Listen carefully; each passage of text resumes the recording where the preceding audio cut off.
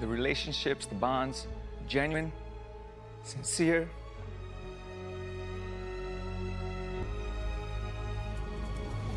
I'm faithful. You're a sellout, bro. Yo, what is up, everybody? Welcome back. So we're going to be talking about the third episode of season 3 of The Traitors. Let's get right into this episode.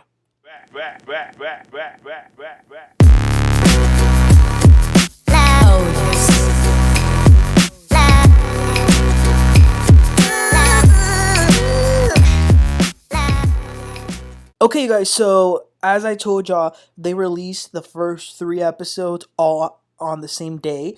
I actually kind of like that they release, a few, and then after that it'll be once a week. So let's talk about this episode because my goodness, I was mad at the television for a lot of reasons. Okay, so we begin this episode with Rob. Apparently they call him Boston Rob, who just came into the little dungeon or whatever it is with the other 3 traitors, which are Danielle, Bob the Drag Queen, and Carolyn. He's joining them as a traitor, and they're surprised to see him.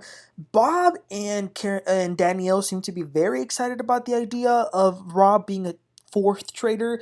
Carolyn wasn't really too excited. I mean, she already feels like the odd one out anyway with 2 other ones, so she doesn't like the idea of there being a 3rd one. And to be honest with you, I think like 4 is too many. But anywho, right now the task is to decide who will be killed tonight. And this is what is getting on my nerves this season. Like literally, I don't even want to watch the show anymore. So once again, they decide to do what they did last week. I'm sorry, in the last episode. Kill a housewife. Again! So not only did they kill my favorite Dorinda, who I was like so looking forward to seeing her in action, they want to kill yet another housewife. So on the chopping block, they're throwing around the name Robyn, Dolores, Ayan, and Tom Sandoval, which Tom Sandoval isn't a housewife, but he's still in the Bravo world. So I'm just thinking, what is their issue with Bravo people? Like, that is crazy. Now, Carolyn didn't want to kill a housewife. She did not want to. She thought that she didn't remember. She didn't even want to kill Dorinda. Unfortunately, they don't really care what she says. It looks like Bob, the drag queen, is the one taking charge. Even if other people don't really agree, he's just gonna do whatever the hell he wants, which would get on my nerves if I was a traitor too. But they decide who to kill. So it is then the next morning. Everybody's going to the breakfast dining room. They're having their breakfast, all this stuff. Trying to figure out who do you think is a traitor, which whatever. It's all kind of redundant.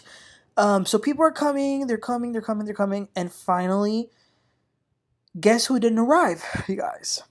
Chanel Ayan. I was so mad. What the hell are they thinking? First of all, I would have been mad if any housewife would have been, murdered, but I actually felt really bad for Ayan. When she got her death letter, she says, why me? Like, what's up? How am I a target? I felt really bad. I said this last video. There should be a rule that housewives cannot be eliminated to the first 5 episodes. Because what is this? But again, this definitely makes everybody like confused and like, what the hell is going on? Robyn definitely looked very upset, but the one that looked even more upset was Dolores, because she's like, oh, this is like housewife hunters now. And Dolores feels bad. And it's so cute? Every time that Alan goes and he throws the picture of the people that have been killed, which so far have been Dorinda and Chanel, Dolores quickly goes to pick up their pictures and put them back together. But yeah, guys, so that's who was killed. Chanel Ayan. Very disappointed. So anyhow, they're gonna go on their mission in a little bit, but before that, there's some talking going around. So I feel really bad for Carolyn, who is again a traitor. I think she doesn't feel respected by her fellow traitors, and I just feel really bad for her. There was a moment when she goes to talk to some girls, and then when she's leaving, the girls thought she had already left, but she can hear them say, "Oh, she's crazy." So I felt bad for her. Jeremy is on point though. he's starting to notice Danielle is acting funny. Now, the thing that that Danielle is doing to kind of cover her tracks is kind of coming back to bite her in the butt. So in the first two episodes, she was doing a great job at, like, kind of crying, kind of throwing some little theories out there so it could distract her own doing. But it's coming to a point where she's doing it a little too much. She's adding a little bit too much sauce to her tacos, and the crying's a little bit over the top, and so is the different theories. And that's something that Jeremy is catching up on. Like, why are you constantly saying, "Oh, it must have been this person because of this, or that one because of that, or this is their agenda, that is their agenda." So he's definitely has his eye out on that. Robyn thinks that it's Tony. She is so wrong. Oh my gosh, Robyn was getting on my nerves. Girl, you were so confident the other day that it was Wells and you were wrong, and now you're so confident again. Loud and wrong. Loud and wrong, girl. So bad. Okay, so I'll tell y'all who's really smart though. Dylan.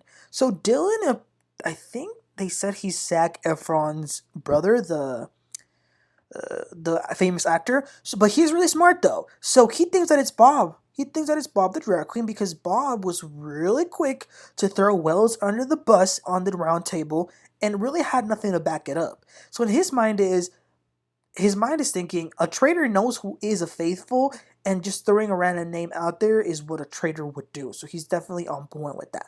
So then, you guys, it is time for the challenge. So they go to this place and look kind of creepy. I don't know if y'all are afraid of clowns or not. I'm not really that afraid of clowns, to be honest. I know some people are like petrified. I don't mind a clown actually. But anyway, it's like a carnival type of place, but it looks like a kind of out of a horror movie. Like, it's all broken down and things. So essentially what this is there's a huge fun house, and the fun house has different levels, right? Each level that you enter, there are 4 doors. Only one of those doors is the correct way. And if you are able to find that correct door, you're able to advance to the next level. But once you advance to that next level, it's the same 4 other doors, and you have to find the correct one. And that's how you're able to keep. That's the only way you're going to be able to advance, is if you keep going through the correct door. Now, when you go through these doors, everyone's going to be paired up, and you're going to carry a balloon. If you're able to successfully carry your balloon all the way to the end of the house, you're going to win extra money, and the 2 players that actually reach the end are going to get 2 shields. So now it's time to decide what pair wants to go first. And that always seems to be an issue with this group of individuals. None of them want to volunteer. Robyn is getting agitated and saying, "I guess I'll go because y'all are all being so freaking selfish." Yeah, nobody wants to go. It was very weird. There's this guy named Bob H, and all of a sudden he just says to Tony, "Tony, you gotta go. You gotta go." And then Tony's just sitting there like what? Like, it was kind of weird. I don't like that. Is the one thing that if I was in this season, it would piss me off, is the bossing around. A lot of these people feel like they could just boss anyone who they want around. And you go. I'd be like, no, you go. Anyway, eventually Tony does go, and obviously they get through the wrong doors. Now here's the thing. So the reason nobody wants to go first is because, if you're looking at the probability, the later you go, the more doors you're going to know are the correct ones, right? You guys, I hate to say this, but this might be the dumbest group of players that we've had on the Traitors. So 3 pairs go, right, on the first level. They get the 3 of the doors wrong. Now, if they got 3 doors wrong and there's one left, clearly that one that's left is the correct one.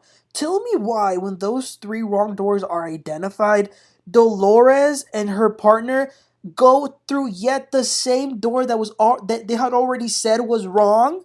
Oh my gosh. So, long story short, I'm just going to wrap this up pretty quick. None of them were able to get to the end because all of them sucked. So, no money, no shields. That's it. So anyway, they then go back to the castle, and it is time for the round table. Okay, so there's a little, well, before that, there's a little clique of girls which is this girl Chrishell, who's like obsessed with Tom Sandoval. Um, Gabby from The Bachelorette, the only season of The Bachelorette that I didn't watch, and then this other girl who was a professional fighter. So those three have their eye out on Tony. So that's going to be a name that's kind of going to be thrown out there. Jeremy and Dylan are talking, and Dylan tells them again that he thinks that one of the traitors, is Bob, the drag queen. And what does Jeremy do after that conversation? He goes to tell Bob. So now Bob, the drag queen, is very mad going into the round table. So now we actually get to the round table, and Dylan goes ahead and begins, and he says that he thinks Bob the drag queen is the traitor because of the way that he threw Wells under the bus, and clearly Wells was a faithful. And he also thinks that Robyn is a traitor for that exact very reason. Now, of course, Bob the drag queen he was very mad, very angry, because he's trying to defend himself. Now, Robyn does the same, but then Robyn says, neither Bob nor I are the traitors. I was thinking, yo, in this game, do not defend anybody that's not yourself. Why are you defending someone who is actually the traitor, but you should not be doing that. So that's what's going on. Gabby then blames Tony because when they were on their way back to the castle, Tony was telling them in the car how weird he thought it was that Bob H was bossing him around to go to the little fun clown house first. So then that kind of became a little fight between Tony and Bob H. Bob H is saying like, "Oh, I think you're the traitor," and then Tony says, "What? Like, there has been nothing I've done to make you think that? Like, have you actually thought that, or are you just saying that because I threw your name around?" And Bob H is like, I think you're a traitor right now. It's so cringy to see how confident these people are when they're wrong. You know what I'm saying? So Jeremy then backs up Tony. He says that, listen, I played against Tony and he beat me so bad, but I do not think that he's a traitor. Robyn then accuses Tony as well, which again, nobody from now on, every nobody listen to Robyn Dixon. Okay, nobody listen to her. And then here's the thing. So I forgot to tell you guys this, but at the end of last episode, the three new guys that came, Rob, Derek, and Wes, they also had those shields, and they ended up giving Rob gave his shield to Tony, Derek gave his shield to Dylan, and then Wes gave his shield to Jeremy. So here at this round table, Boston Rob is using the fact that he gave a shield to Tony against him. So he says, "Oh, well, man, I gave you my shield yesterday, and I haven't had a single conversation with you today. So to me, that's suspicious." And I just feel so bad for Tony, you guys, because everybody was coming down his throat, and he was innocent. So, but at the same time, you can't really defend yourself. Like, there's only so much you can say. You can say, it's not me, but like, what's that gonna do? Anyway, to make the long story short, they get to the voting, and the majority of the people voted for Tony. Like, it wasn't even close. He got like over 12 votes or something like that. So then he goes to the circle of trust. And, I actually appreciated that he was showing some real emotion. His eyes got a little, there were some tears in his eyes. And he